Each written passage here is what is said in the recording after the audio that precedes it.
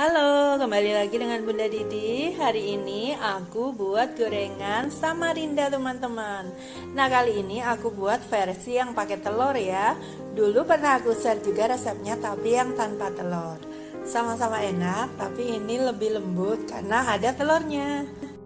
Samarinda ini nama lainnya degan goreng. Cara membuatnya gampang banget. Tinggal masukin semua bahan yang aku tulis di video ya. Lalu aduk rata. Nah, kemudian tambahkan tepung terigu. Tepung terigu pakai protein yang sedang aja.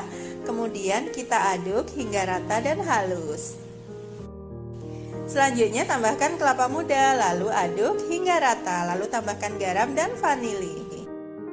Selanjutnya panaskan minyak di granit fry pan 20 cm dari instant cookware.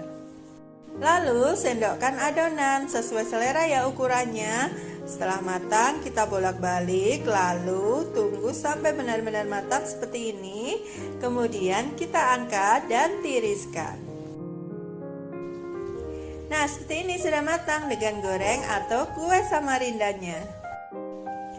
Oke, selamat mencoba ya teman-teman. Ini enak loh, rasanya empuk dan juga lembut dan gurih kelapanya. Selamat mencoba ya.